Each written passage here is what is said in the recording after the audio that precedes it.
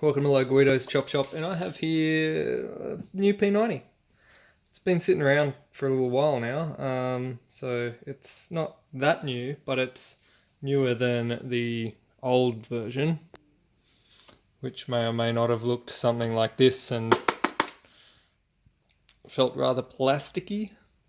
The new version is this nice solid feeling nylon construction, and looks quite nice. P90's never really been my thing in terms of style. It's pretty space age, spacey looking blaster, but it is cool nonetheless. It does have the top loading magazine as per most of the P90s. However, this one is different in that it actually has a motor drive. The older P90s relied on gravity feed, and of course that falls short once you start doing anything over like 1 round per second. So you need the motor drive. And the P90 has this interesting problem in that on a normal mag, you would have the mag sitting vertically like this. Gravity would feed your balls down into the motor, which would then push it back up, and the motor would do that. But being that the P90 mag sits horizontal, it gives you this awkward situation where you can't gravity feed the gels into the motor. So they needed to come up with some other way of doing it, and so they've actually got this spring system. So you pull your spring back like that, load your gels in here, then release the spring, and the spring pushes the gels into the motor mechanism, which then feeds them out of this hole down into the blaster there, which is, it's kind of ingenious, but kind of also just makes sense, really, I guess. It's something that I reckon, I have upgraded one of the older P90s to use the newer P90 gearbox, and yeah, it falls short on the gravity feed. The gravity just can't cut it when you're trying to feed into these new generation gearboxes. But yeah, I guess we should, before we tear it apart, we should give it a quick test. So I will load this up.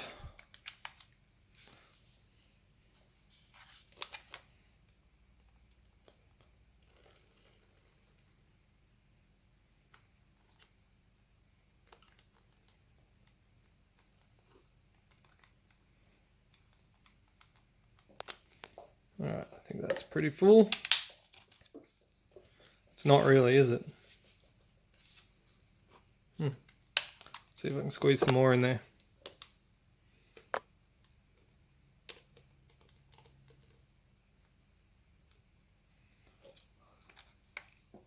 Certainly not the easiest thing to load, being that you've got this spring feeding mechanism in there. You would have thought that they'd put the opening, I don't know, further back here so that you can actually get a good full mag in there.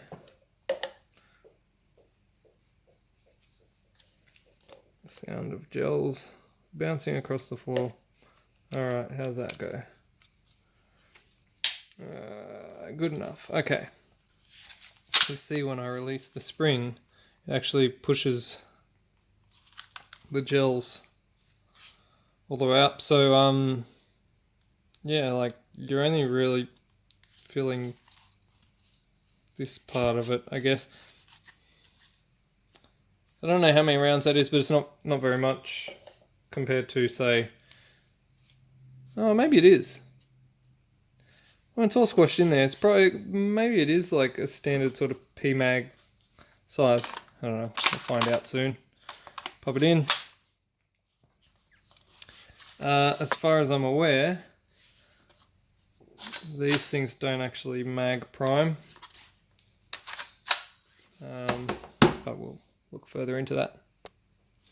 Now the battery that it comes with is one of these really small pinky size Chinese lipos, 7.4 volts. Although it seems that there is a reasonable amount of space in here to fit the battery, so you could probably upgrade that to something a little bit larger.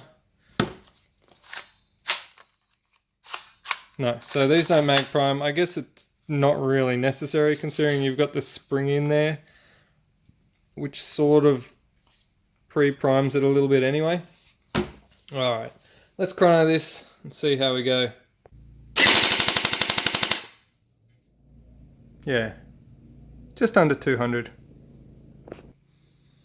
So the chrono shows max of 195, minimum of 165, and an average of 181. Now that we've got all the boring stuff out of the way, let's tear it apart.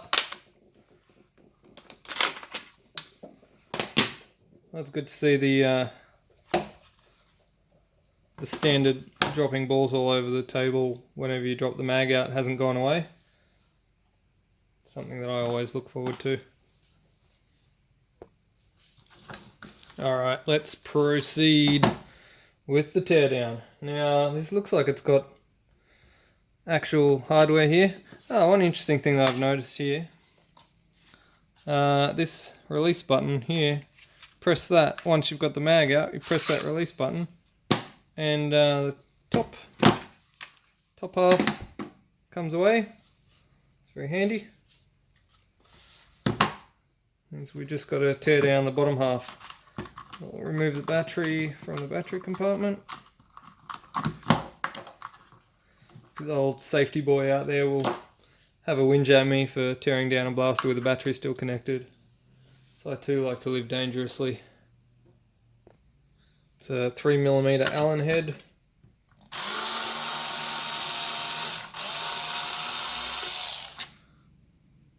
Nice piece of hardware.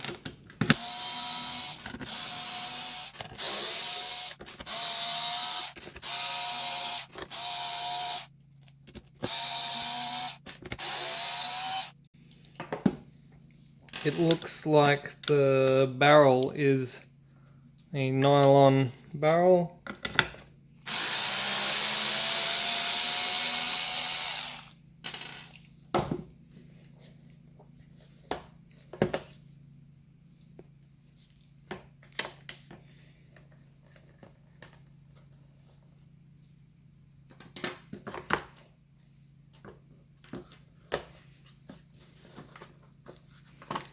Alright, pop her A part, and there goes the release spring. Alright, chase that one down. Okay, so looks like we've got a Gen 8-ish type gearbox.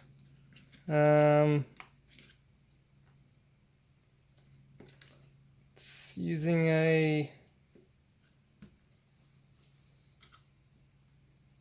slightly different angled configuration, but the gears look like they're the same. It's the Gen 8 type arrangement. Now, one thing I know that's been a problem with these particular gearboxes is this bevel gear strips off quite quickly. Ask me how I know.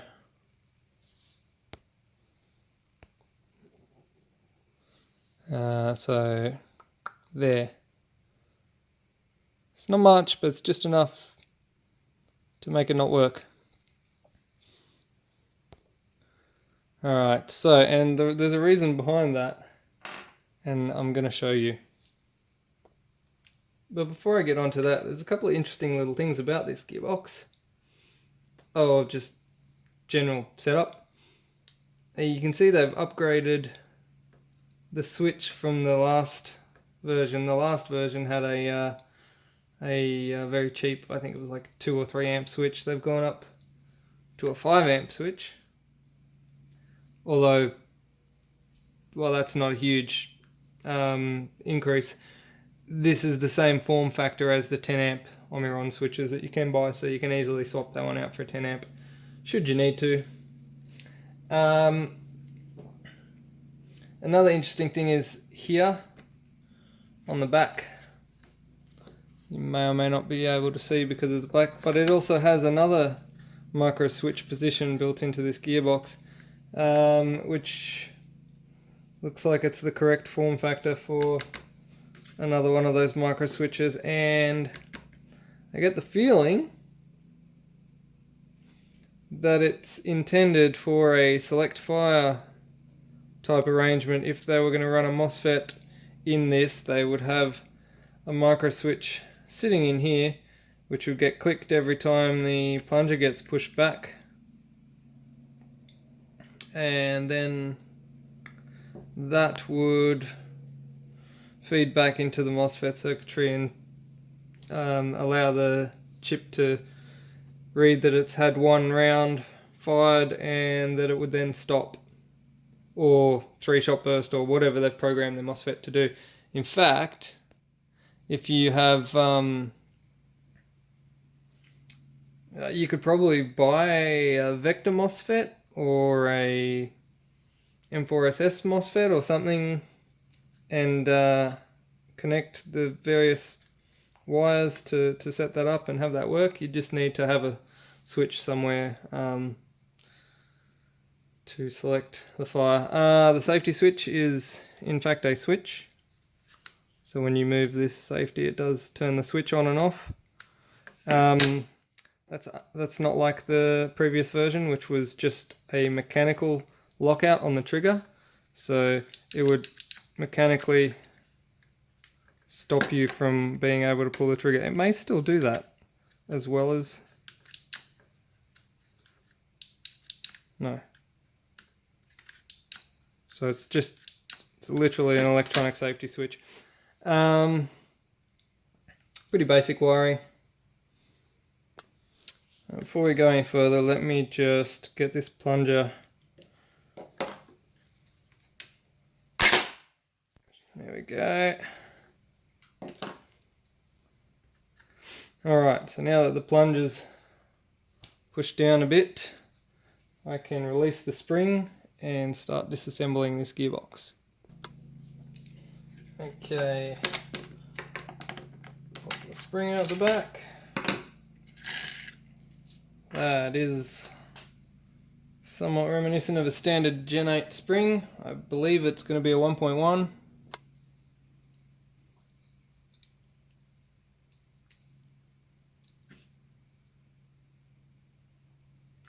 Yes, 1.1, or somewhere between, anywhere between 9 and 10 centimeters deflection on the low Guido's chop shop scale. Now, shimmy this box out.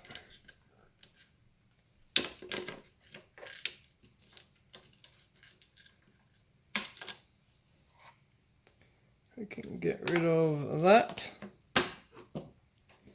We can just have a look at this. Now you might be able to see easier now the switch box. Now you'll notice these 2 pins here. They are the correct offset to have a micro switch in there. You see those holes will line up. There we go. So yes, the box has been designed with that in mind. Something that confused me a lot when I started looking at these gearboxes for the first time is this. There is a hole in the bottom of the gearbox here. First time I saw it, I went, why is there a hole there? I'm not sure, but it seems to be designed that way, so cool. I'm just going to strip this apart now. Just take all these screws out. I will save you the tedium. I'll skip that on the video, and then I'll just flash back to once I've finished. Alright, now I've got the screws out of it. Let's pop this bad boy apart.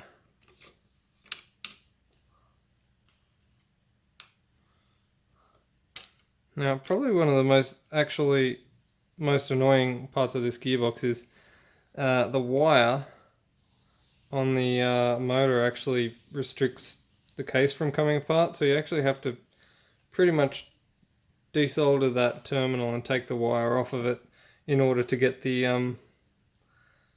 gearbox housing off. Hold tight while I do that.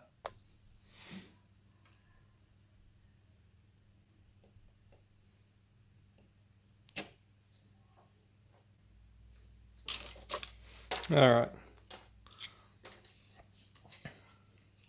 Now, pop apart the gearbox. Now all these gears are relatively standard Gen 8 type gears. This is a standard 460 motor. Comparatively, I have a standard Gen 8 motor.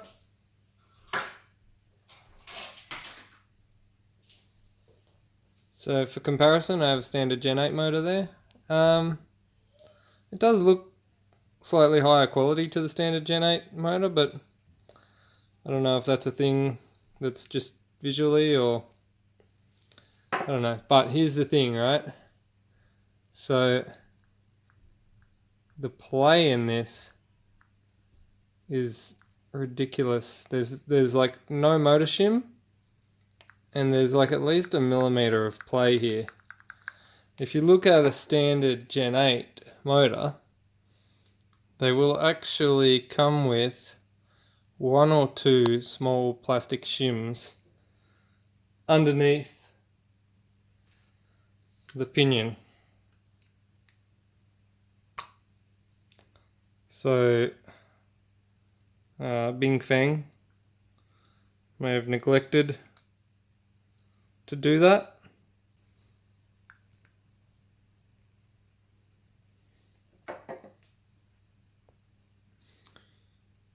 Now I'm pretty sure Feng don't actually manufacture their own motors, so it's not really entirely their fault. But I have placed the shim under there, so now you can see there's nowhere near as much play in it anymore. I've seen these motors where there's so much play, there's enough play to push the pinion out of mesh with the bevel gear and it just strips almost instantly. Alright, so motor gripe fixed. Now what's my next gripe?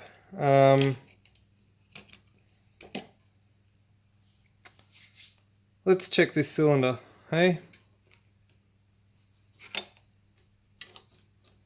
Pop the cylinder out. Certainly greasy enough. Plunger is interesting.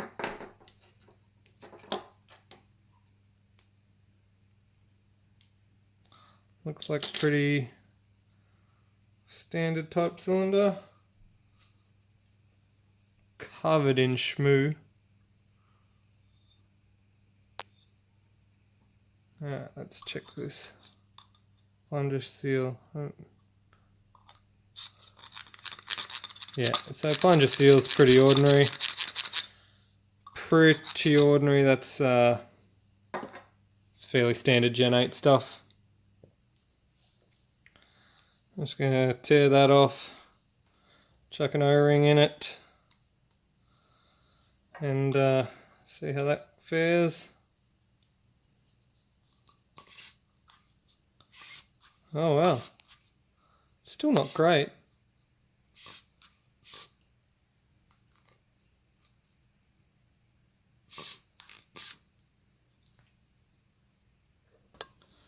Alright, so I've just replaced this cylinder head with a standard Gen 8 cylinder head, and you can see that seal is so much better.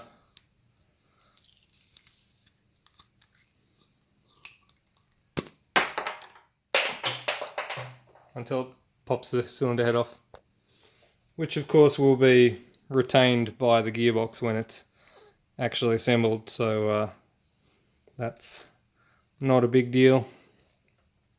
Check the nozzle. Oh wow, nozzle's garbage too. Alright, I'm going to put a Gen 8 nozzle on that. A Jingming Gen 8 nozzle, I should say. Alright, Jingming cylinder head nozzle, standard plunger. That's a lot better. Of course, that's like I said, that's gonna the cylinder head's gonna stay in there once it's retained by the gearbox. You can put some Celastic or something around there if you feel it necessary. I'm not going to bother in this point. Alright, let's put this thing back together and see how she goes. Can't be any worse.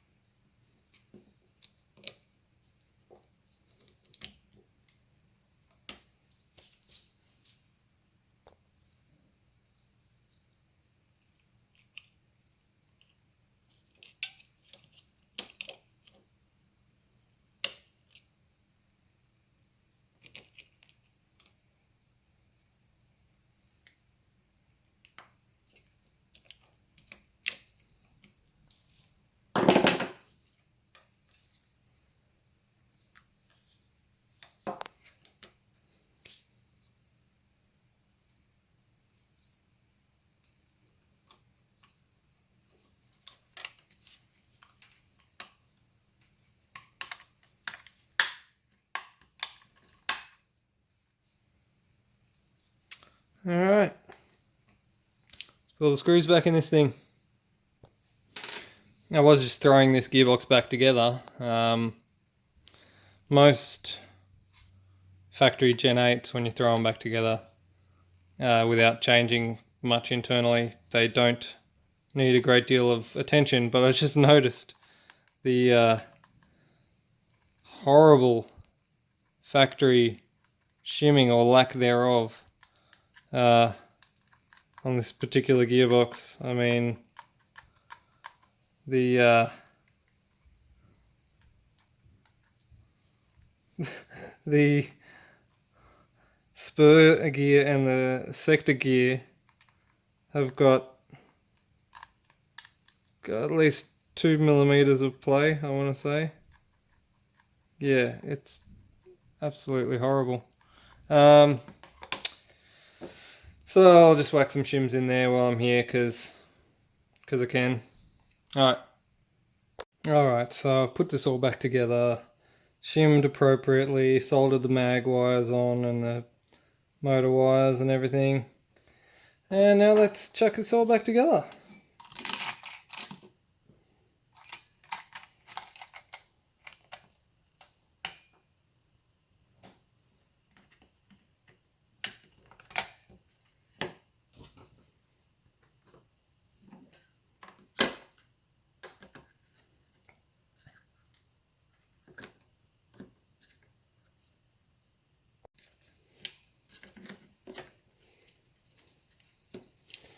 The trigger switch and the safety switches in.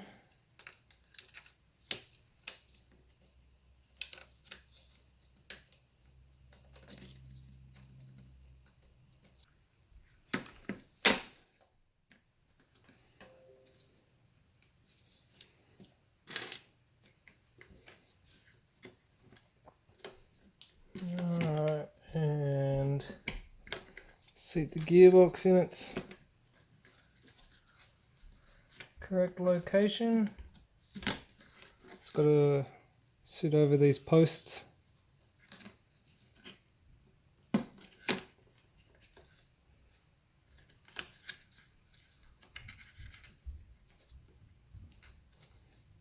One there and one there. Then they should slide in there nicely. Alright, all good. I do like this backing piece here. When it pops in, it actually supports the back of the spring retainer, which is a good design. I've seen many springs shoot out the back of the gearbox because they're unsupported in some designs. Alright, put this front receiver release spring back in. Try not to have it fly across the room again. Oh, like that.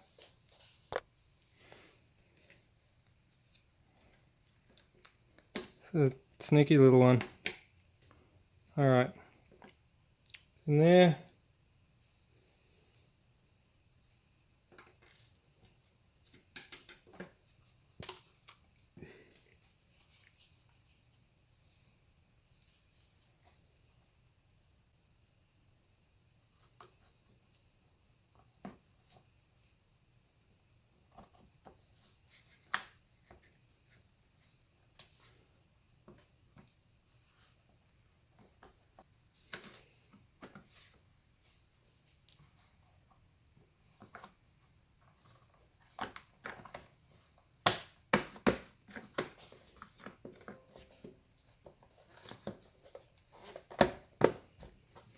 Alright, so I'll put the hardware back in.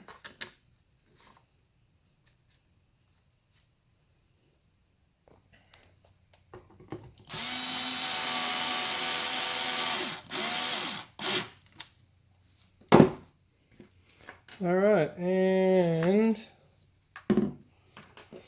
final piece, mag release. Spring down in there.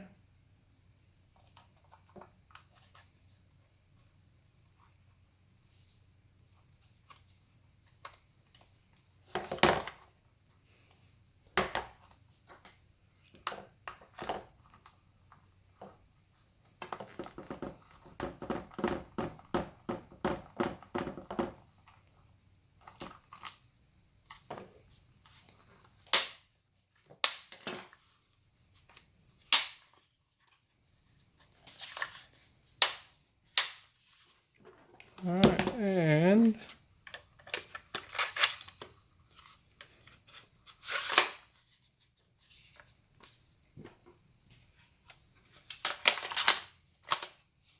fully reassembled.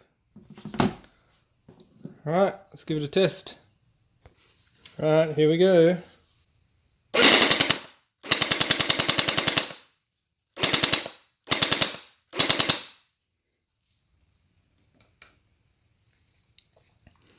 Okay, so we're doing maximum of 240, minimum of 180, and an average of 215. Not a bad little result. Yeah, not too bad. I like it. Nice and solid, good construction.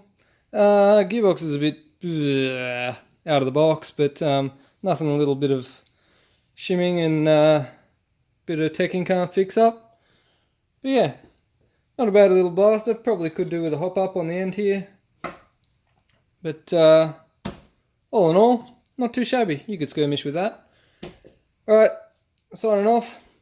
Don't forget to subscribe, like, buy me a coffee, all that sort of good stuff. And I will see you on the next one. Peace.